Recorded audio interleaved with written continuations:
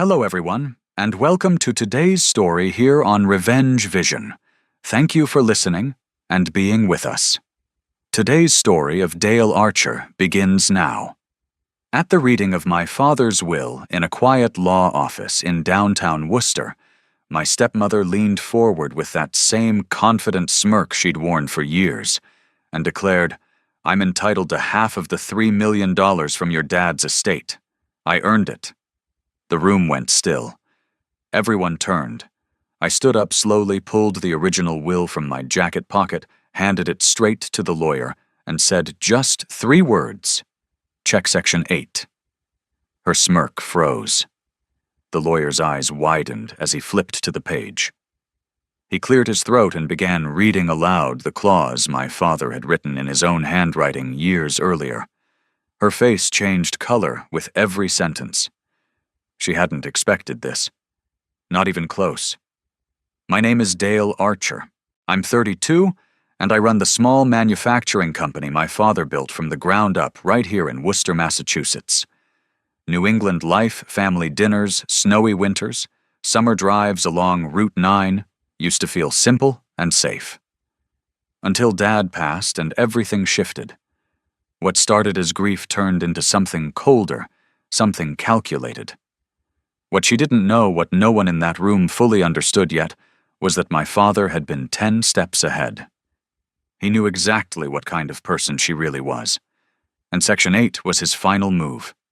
If you've ever watched someone try to take what isn't theirs and thought there has to be justice, somewhere hit that like button, subscribe, and turn on notifications. Because this story is just getting started, and the ending might surprise you. Let me take you back to the beginning when everything still felt calm and normal in Worcester a few years ago. The business had been running smoothly for years. Precision metal parts for local industries, steady orders, about 20 people on payroll in the industrial park off Route 146. My father had built it from the ground up after taking over from Grandpa in the 90s, and I'd stepped in to manage day-to-day operations when he started talking about easing off. My mother had passed away when I was in my early 20s from complications after surgery. The house in Shrewsbury felt empty for a long time after that. Dad buried himself in work, coming home late, eating alone in the kitchen. Then about 5 years ago, he met Ruby Morgan at a charity event for the local hospital. She was warm quick with a laugh, and paid close attention when he talked about the company or the old days in manufacturing. They dated for almost a year before he proposed. The wedding was small downtown church reception at the Beechwood Hotel. Everyone said they looked happy. My younger sister Scarlett Archer, who's 25 and lives in Boston, now drove up for the ceremony. She'd taken the hour west from Logan in her Honda. At the reception, she leaned over during the toasts and whispered that Ruby seemed nice enough, but she watched Dad a little too carefully whenever money or the house came up. I told her not to overthink it. We both wanted him to have someone again. Ruby moved in right after the honeymoon. She settled in quickly. She learned Dad's favorite recipes, kept the place tidy, even started planting flowers in the backyard when spring came. On fall weekends, she'd suggest drives along Route 9 when the leaves were at their brightest. We'd load the cooler head toward Holden or Shrewsbury, stop at farm stands for apples and fresh cider, and just ride with the windows down. She listened while Dad pointed out old mills along the road and told stories about late nights fixing machines with Grandpa. She nodded, asked questions, laughed in the right places. Scarlett came up more often that first year. She'd arrive on Saturdays, spend the afternoon, and head back before it got too dark. We'd sit around the dining table eating whatever Ruby had made, roast chicken, mashed potatoes, green beans, and watch whatever game was on, or play cards afterward. Ruby asked Scarlett about her marketing job in the city, about commuting on the T, about apartment hunting. Scarlett answered openly, even shared some frustrations about rent prices. Ruby offered a few contacts who might help with job leads. It felt thoughtful. Summers were easy. We drove to the Quabbin Reservoir for picnics, or out to Sturbridge Village on clear afternoons. Dad enjoyed those trips most. He'd point out historical sites and explain how manufacturing once drove the whole region. Ruby packed everything: sandwiches, blankets, thermoses of coffee. She took photos and sometimes posted them online with captions about family time. The house had life again, lights on, later music from the kitchen laughter during dinner. Dad started talking about slowing down. He mentioned handing more day-to-day decisions to me, maybe taking a few short trips with Ruby once things were stable. Scarlett and I exchanged glances during those conversations, glad for him, but quietly observant. We wanted this to be real. Those first couple of years passed without major friction. Routines formed, Sunday dinners, holiday gatherings, casual drives when the weather cooperated. The business stayed steady. The house felt full. Dad smiled more than he had in years. Then he got sick, and the ground began to shift under us. A couple of years after the wedding, in the middle of a heavy winter with snow piling up overnight, my father started showing signs of serious illness. It began with a persistent cough that wouldn't go away no matter how much rest he got. At first, he dismissed it as a cold from the dry office air, but when he started losing weight and feeling short of breath, even walking to the mailbox, I insisted he see a doctor. The appointment at UMass Memorial Medical Center came during one of the worst storms that season. Roads slick with ice plows working overtime, visibility down to almost nothing. I drove the SUV carefully along I-290, gripping the wheel, while Dad sat quietly in the passenger seat, staring out at the whiteout. The diagnosis came back a week later, lung cancer stage 3. The doctor explained the options: chemotherapy, radiation, possibly surgery, but emphasized how aggressive the treatment would need to be. Dad took the news calmly in the exam room, nodding slowly, while I asked every question I could think of. On the drive home through fresh powder, he looked at me and said quietly that he needed to get his affairs in order. Ruby stepped up immediately. She drove him to every appointment when my schedule at the plant didn't allow it. Waited in the oncology waiting room for hours with magazines and coffee, and came home to make broths and light meals he could keep down. She sat with him during the infusions, holding his hand, while the drugs dripped in, talking softly about anything to keep his mind off the nausea. She called him honey, in that gentle tone she'd used since they married, and he'd squeeze her fingers back. I watched her manage the pill schedules, the side effect tracking the calls to the insurance company when bills arrived. She never complained, never seemed tired, even when the treatments left Dad too weak to get out of bed. As the months wore on, and the chemo cycles continued, Dad grew quieter about the business, but more insistent about the future. One afternoon, after a particularly rough session, he asked me to bring the family lawyer over to the house. Trevor Sullivan arrived the next evening, briefcase in hand, snow still clinging to his coat. He'd handled our family's legal matters for decades, contracts, property deeds, everything, and Dad trusted him completely. They met in the study with the door closed for a couple of hours. When Trevor left, Dad called me in and explained what he'd done. He had updated the will to include a specific clause designed to protect what 3 generations had built. The estate, $3 million in real estate investments and savings, would remain in trust for 5 years of stable family life. Only after that period would I gain full access as the primary heir. But there was a trigger if anyone, including a spouse, contested the will or claimed any portion of the inheritance as marital property. The 5-year waiting period would end immediately, and the full amount would transfer to me outright. He looked at me across the desk and said he wasn't trying to be distrustful, just careful. I've seen too many families torn apart over money, he told me. This is to make sure what we built stays with the people who understand its value. I nodded, though at the time, I couldn't imagine anyone challenging it. Ruby had been there through the worst of the treatment, sleeping on the couch some nights, so she could hear if he needed help. I still believed she was in it for the right reasons. Dad signed the documents a few days later. Trevor witnessed them and took the originals back to his office. The clause stayed in place like a quiet safeguard nobody talked about afterward. Treatments continued. More scans, more infusions, more long nights, but the house kept running. Ruby managed the routine with steady hands, and I focused on keeping the plant on track so Dad didn't have to worry about orders or payroll. We didn't discuss the will again. I thought it was just Dad being thorough the way he always had been with the business. Looking back, I see now how deliberate it was. He knew the risk wasn't always obvious, and he'd prepared for the moment when trust might be tested. Not long after that, my father passed away.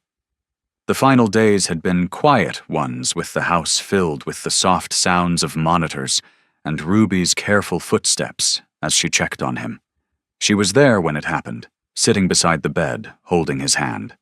She called me immediately, her voice steady but low. I drove over through the dark streets, the snow crunching under the tires, and arrived just as the hospice team was wrapping up their confirmation. We handled the necessary calls that night, and by morning the funeral home had taken over. The memorial service was held at the familiar Congregational Church in the center of town, the same place Dad had attended since childhood. It followed the understated New England tradition: family members, longtime friends, employees from the plant, and neighbors who had shared decades of quiet community life with him. The minister delivered a short eulogy focusing on Dad's steady character and his commitment to keeping things running for everyone around him. In the receiving line afterward, people approached with stories how he'd lent tools during power outages or stayed late to help a struggling supplier get back on track. Ruby stood with Scarlett and me, accepting hugs and handshakes with quiet dignity, her composure holding even when her eyes glistened. A few weeks later, we met at Trevor's law office for the formal reading of the will.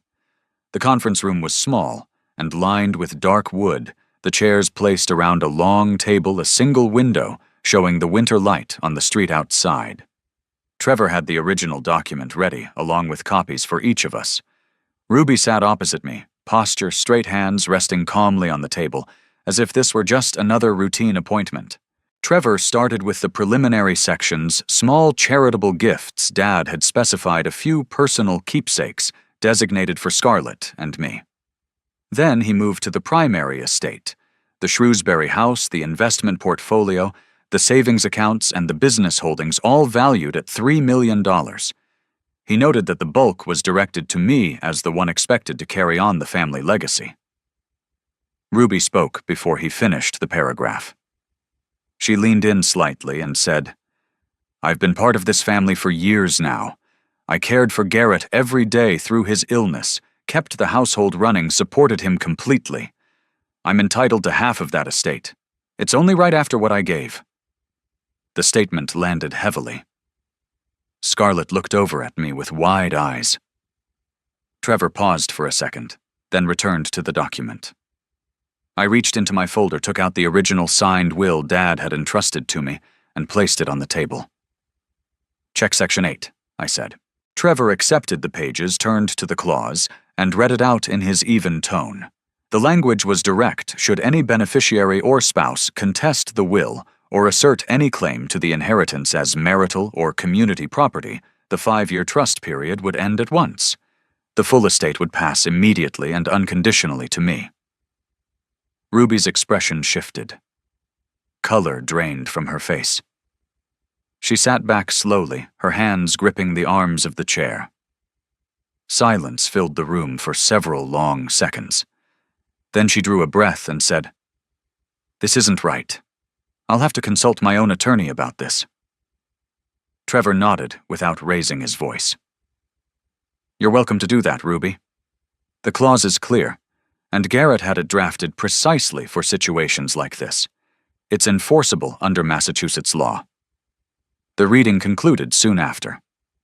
Ruby collected her copy of the will and walked out without another word. Scarlett and I remained for a short while as Trevor outlined the immediate probate steps: filing the necessary forms, potential asset distribution, if no formal challenge arose.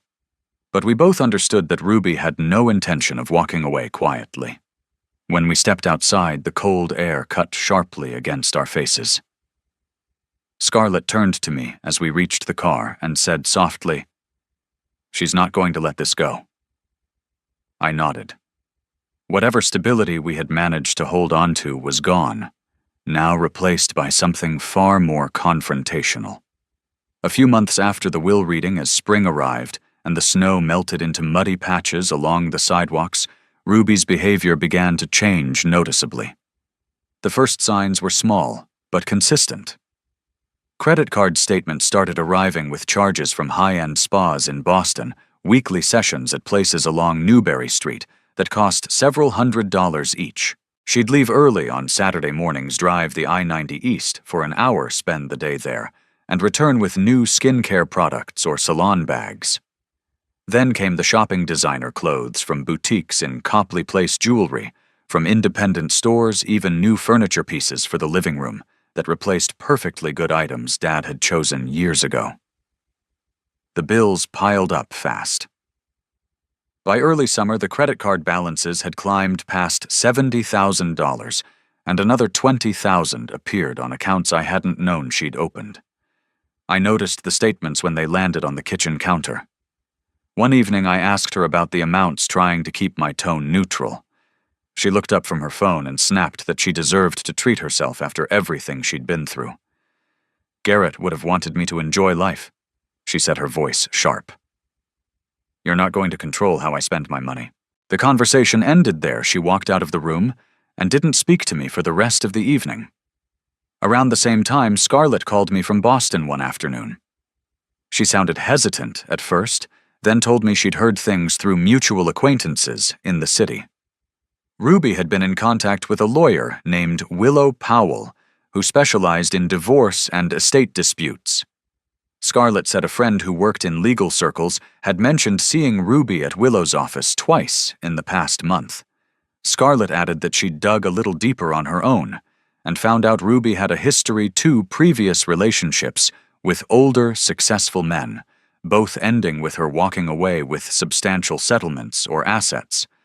She always positioned herself as the devoted partner, Scarlett explained. Then when things got serious, she found ways to claim her share. It's a pattern, Dale. I thanked her and hung up, feeling a knot form in my stomach. The next week, I started paying closer attention to the mail and the conversations in the house. Ruby spent more time on her phone, often stepping outside or into another room for calls. One afternoon, I overheard her speaking quietly in the study. Yes, Willow. I need to know exactly what assets are in play, and the investigator Brett Turner should start digging into the business valuations and any hidden accounts. She hung up when she realized I was in the hallway. Her face flushed slightly, but she recovered quickly and said she was just organizing some personal matters. I didn't press her then, but the name Brett Turner stayed with me. A quick search later that night confirmed he was a private investigator based in the Boston area, known for asset searches in contentious divorces and probate cases. The spending accelerated through the summer. More trips to Boston sometimes, overnight stays at hotels near the spa districts, more packages arriving at the door, handbags, shoes, a new dining set that didn't match anything Dad had liked. The credit card company sent warnings about approaching limits. One statement showed nearly $90,000 in charges, most of them hers. When I brought it up again, she grew angry. You think you can question me after I gave up so much for this family, she said. I deserve compensation for my time and effort. Scarlett drove up the following weekend. She arrived in the afternoon, parked her Honda in the driveway, and we sat on the back porch while Ruby was out. Scarlett handed me a folder she'd printed from public records and online searches. Look at this, she said. Ruby's first husband was a real estate developer in Connecticut. They divorced after 4 years. She got the house and alimony. The second was a financial advisor in Rhode Island. Similar story, 2 years together, then a settlement that included investment accounts. She always waited until the relationship was long enough to claim contribution. I flipped through the pages, feeling the weight settle heavier. Scarlett looked at me steadily. She's not here for memories, Dale. She's here for what she can take. I thanked her again and promised to handle it carefully. That evening, Ruby returned from another Boston trip carrying shopping bags and smiling as if nothing had changed. But the atmosphere in the house had shifted for good. The warmth we once had was gone, replaced by suspicion, and the quiet knowledge that a bigger confrontation was coming. A few months later, on an autumn evening when yellow leaves covered the yard, I sat in the home office and opened the envelope Dad had left for me alone. The envelope had been tucked inside a drawer he'd pointed out during one of his clearer days in the hospital. I hadn't touched it until now, waiting for the right moment when the house was quiet and my thoughts were steady. Inside was a handwritten letter and a small USB drive. I started with the letter.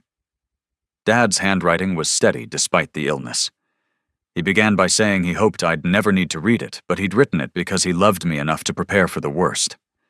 He explained that he'd suspected Ruby's intentions almost from the start, not because she was cruel, but because she approached everything with calculation. He'd hired a background investigator shortly after they married.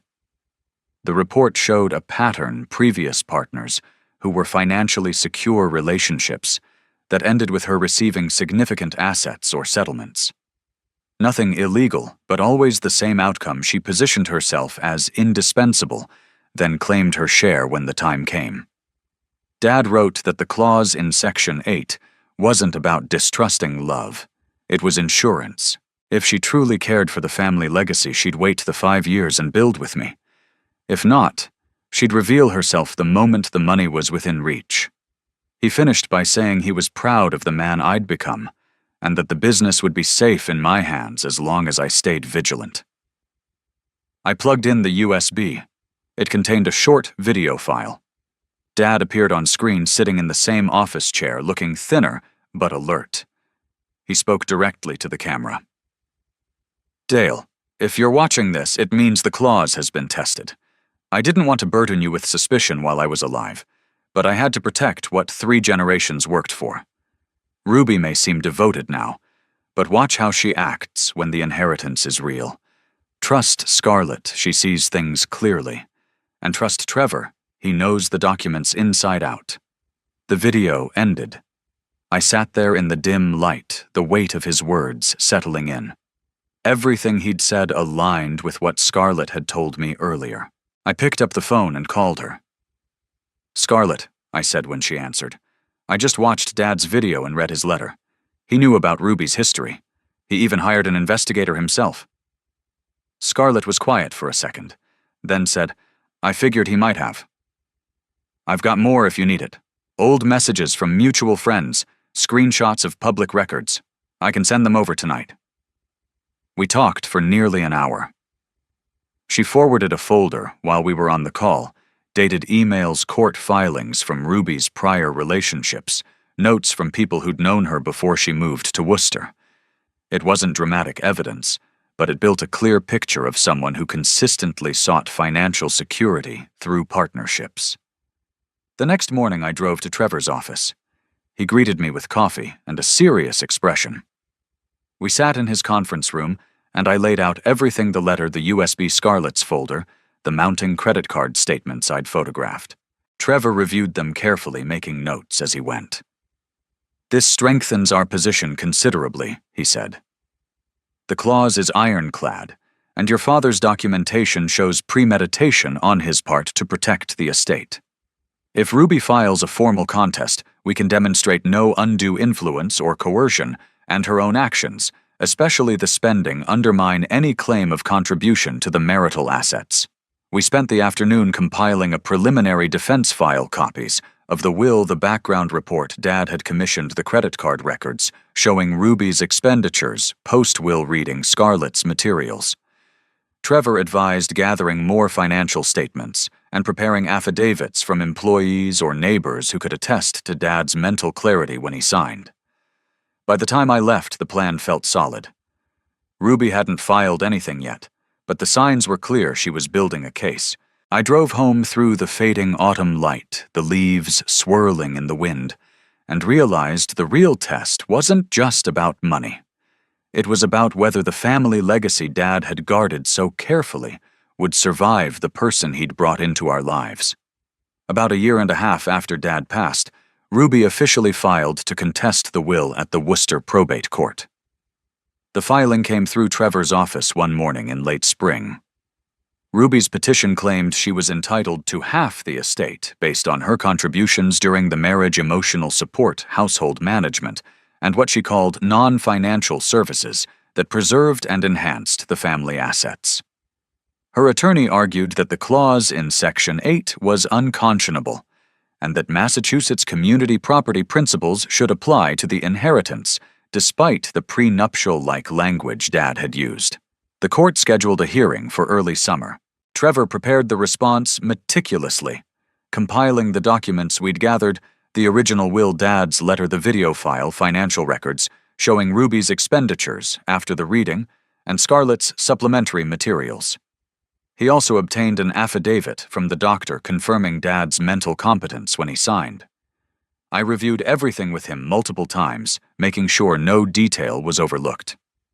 The hearing took place in a small courtroom on the 3rd floor of the Worcester Probate and Family Court building.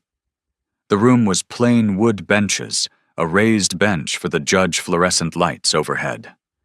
Ruby arrived with Willow Powell, her attorney, both dressed in dark suits.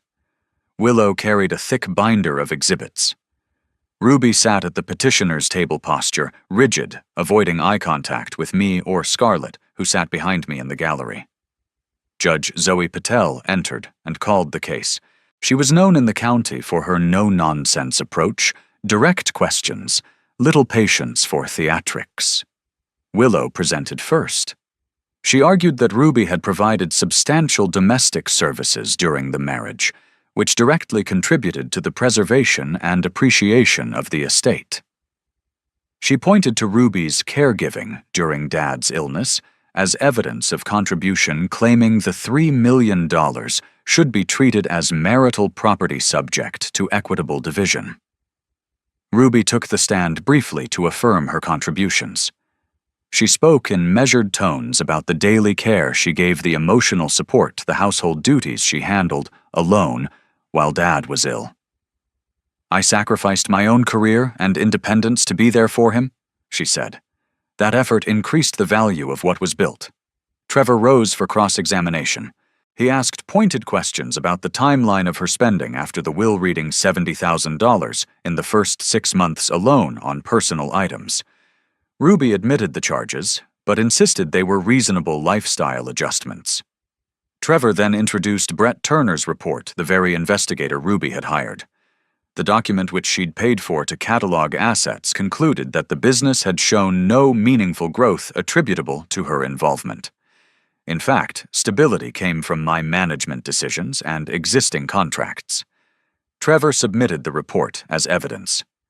"Your Honor, the petitioner's own investigator disproves her claim of contribution. The estate remained separate property, and her expenditures indicate personal use rather than family benefit." He moved to the core defense. He read Section 8 aloud, again emphasizing the no contest provision. Then he played a short excerpt from Dad's video, Dad, explaining the clause as protection against exploitation. The courtroom was silent as the recording played. Trevor followed with Dad's letter, reading the relevant paragraphs about suspicion of motives and the need to safeguard the legacy. Judge Patel listened without interruption, her expression unchanging. When Trevor finished, she asked Willow if she had any rebuttal to the no contest clause. Willow argued it was coercive and against public policy, but the judge cut in. Counsel, the testator had the right to dispose of his property as he saw fit. This clause is clear, voluntary, and consistent with Massachusetts precedent on testamentary freedom. The petitioner triggered it by filing this contest and claiming a share. The judge turned to Ruby directly. "Mrs. Archer, you signed documents acknowledging the estate plan. You accepted the benefits of the marriage while knowing the terms. Now you seek to override them. The court finds no basis for invalidating the clause." She paused, then added in a tone that carried quiet dismissal. "The evidence presented, including your own investigator's report, shows no contribution to asset appreciation. Your claims are unsupported. The contest is denied. The estate vests immediately in the respondent, Dale Archer." Ruby's face tightened. Willow whispered urgently to her, but the judge continued. Petitioner is liable for her own attorney fees and costs. Combined with documented debts, the financial outcome is significant. The gavel came down. Ruby stood, gathered her things, and left the courtroom without looking back. Trevor shook my hand quietly. Scarlett squeezed my shoulder. Outside in the hallway, the air felt lighter despite the weight of what had just happened. Ruby owed her attorney $35,000 in fees plus another $40,000 in personal debt from the spending spree. Total liability approached $120,000. She had no claim to the estate, no leverage left. The decision was final. Probate would close quickly now, the assets transferring to me. But the victory felt hollow. In some ways, the family that had once seemed whole was broken beyond repair. After the will hearing, everything changed completely, and there was no way back. Within 3 months of the ruling, Ruby filed for Chapter 7 bankruptcy in Massachusetts. The court discharged most of her unsecured debts, but the $35,000 in legal fees she paid to Willow Powell, along with the credit card debts she had run up, largely remained her personal burden. With no other options left, Ruby had to sell the house in Shrewsbury. The real estate market that year was fairly stable, and the house sold quickly, but at a lower price than hoped to cover the debts. Less than 6 months later, she packed up and left the state entirely, moving. Somewhere out west, people whispered Arizona or Nevada. In the tight-knit Worcester circles, the story spread quietly. The woman who once tried to take what wasn't hers ended up with nothing but a ruined reputation. No one in the local business or social scene mentioned her name with any kindness anymore. I received the full $3 million from the estate once probate closed. Things moved faster because there was no prolonged appeal. Most of the money was reinvested back into the company. We expanded production, hired 8 more skilled workers, invested in new CNC machines for precision parts, and landed larger contracts with regional suppliers. The factory grew from 20 employees to nearly 35, and revenue rose steadily over the next 2 years. That felt like the most meaningful way to honor what Dad had built. Scarlett stayed closely connected. She drove up from Boston every few weeks, sometimes more often when the company faced important decisions. She took on a part-time advisory role, helping with marketing and customer relations skills she had sharpened in the city. We now talk more openly about the past, about Dad's foresight, and how close we came to losing everything. She became the partner I never knew I needed to protect the family legacy. I set up a small fund in Dad's name, the Archer Family Education Fund.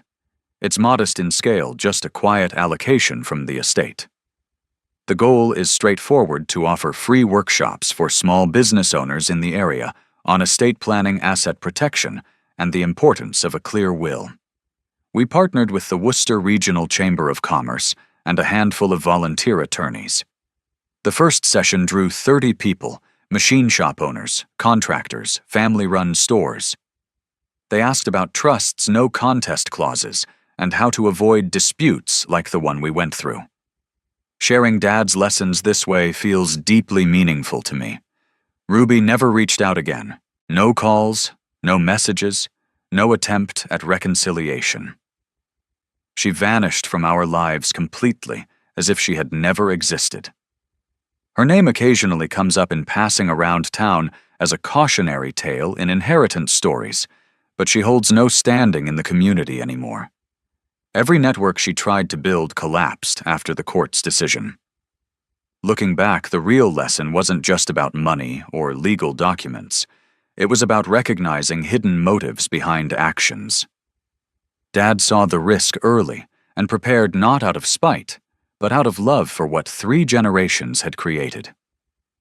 He taught me that trust must be proven through consistency, not words, and that protecting a legacy sometimes means drawing clear boundaries before trouble starts. The experience changed how I approach relationships and business. I observe more carefully now, less willing to overlook small inconsistencies. Scarlett and I talk about it often, how Dad's quiet caution saved us from a far worse outcome. We honor him by running the company responsibly, and passing on what we learned through the fund. To everyone who followed this story, all the way to the end, thank you. Having you with me through the hardest parts truly meant a lot. If this story resonated with you, if you've ever faced a similar betrayal, or simply want to protect what you've built, please share your thoughts in the comments.